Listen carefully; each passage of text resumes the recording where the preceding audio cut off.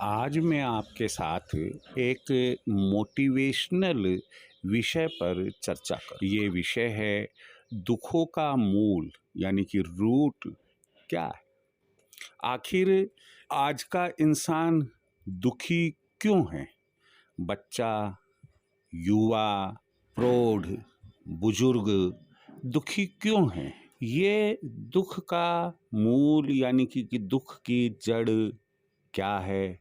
इसी पर मैं आपके साथ में अपने विचार शेयर कर रहा हूँ। इसमें जैसा मेरा अनुभव कहता है और जैसा मैं ऑब्जर्व करता हूँ डे टू डे लाइफ में और अपनी प्रैक्टिकल लाइफ में, वह है एक ही सबसे बड़ा फैक्टर है जिसका नाम है उम्मीद। किसी से उम्मीद लगाना, किसी से आशा करना और उस उम्मीद के पूरा ना होने पर चाहे वह राजा हो, रंक हो, स्त्री हो, पुरुष हो, बच्चा हो, बड़ा हो, कोई भी हो, निश्चित रूप से दुखी ही दुखी रहेगा। अब हम चलते हैं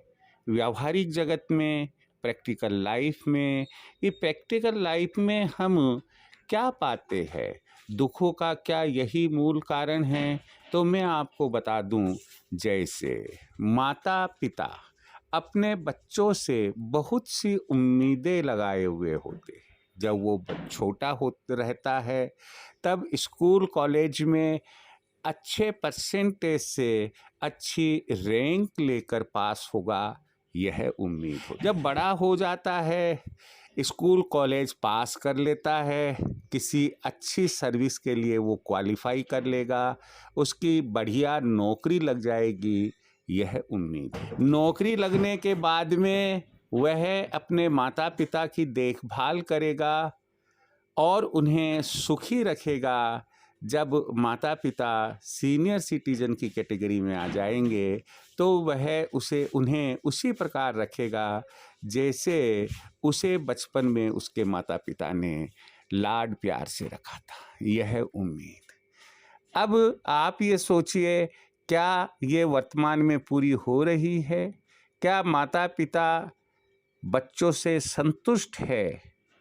ना। अगर 1000 वाला आधार बनाएं तो 1 या 2 प्रति 1000 संतुष्ट हो तो बात अलग है। अदरवाइज मैं जहाँ तक समझता हूँ कि संतुष्ट नहीं है। इसी प्रकार हम आगे चलते हैं कि पत्नी कि पति से नामालूम क्या क्या उम्मीदें होती है। बंगला होगा, गाड़ी होगी, जेवर होंगे, अकेले रहेंगे, हनीमून मनाने के लिए फला फला जगह जाएंगे, 5 स्टार होटल में खाएंगे। अब पति से उम्मीदें लगाई, पति के साधनों को ध्यान में रखे बिना और ना मालूम क्या क्या उम्मीदें लगा ली, और अब यदि मान लो उनकी उम्मीदें पूरी नहीं होती है, दुख ही दुख पत्नी महसूस। पति की अपनी पत्नी से उम्मीदें होती है, मैं शाम को घर जाऊंगा, गर्मा गर्म चाय मिलेगी, समय पर भोजन मिलेगा, बच्चों के साथ खेलूंगा, उठूंगा, बैठूंगा, पत्नी के साथ घूमूंगा फिरूंगा। लेकिन मालूम हुआ कि वहाँ तो नज़ारा ही कुछ दूसरा है। घर में पाँव रखा नहीं कि आपकी मम्मी ने, आपके पापा ने, आपके भाइयों ने ये किया, बच्चों ने ये किया, ये शिकायत आई, वो शिकायत आई, अब मैं नहीं रहूँगी। बड़ी मुश्किल से मनाना पड़ता है। कभी कभी तो युद्ध की सी स्थिति भी देखने को मिलती है। तो आप सोचिएगा कि पति की उम्मीद जो अपनी पत्नी से थी, क्या वो पूरी हुई? क्या वह सुखी है? नहीं, दुखी है। अपने दोस्तों से उम्मीद, परेशानी में मेरे काम आएंगे, दुख सुख में मेरे काम आएंगे। हो सकता है कोई बिड़ला ही एक आधा ऐसा व्यक्ति हो जिसके दोस्त बहुत ही अच्छे निकल जाए। बाकी अगर दोस्त को मालूम पड़ जाए कि मेरा दोस्त परेशानी में है तो वह उसके घर आना ही बंद कर देता है। एक व्यापारी की दूसरे व्यापारी से उम्मीदें होती है और एक व्यक्ति की अपने रिश्तेदारों से उम्मीदें होती है, व्यक्ति की अपने पड़ोसियों से उम्मीद होती है, समाज से उम्मीद होती है और स्कूल कॉलेज जहाँ बच्चे जाते हैं वहाँ से भी एक व्यक्ति की उम्मीदें होती है। कहने का मतलब यह है कि उम्मीद उम्मीद उम्मीद, यह जो उम्मीद है यह उम्मीद ही दुखों का मूल कारण है।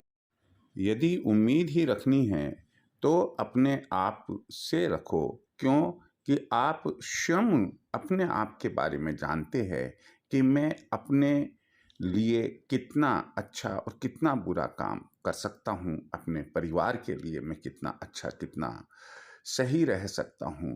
तो यदि आप चाहते हैं कि उम्मीद के कारण आप दुखी ना रहे तो ऐसी स्थिति में मैं यही सलाह दूंगा कि आप कम से कम इस भौतिक युग में, इस भागा-दौड़ी के युग में किसी से भी उम्मीद लेकर ना चले, अन्यथा दुखों के सागर में ऐसे डूबते डूबते डूबते चले जाओगे कि कब जीवन का अंत हो गया आपको मालूम भी नहीं पड़ेगा।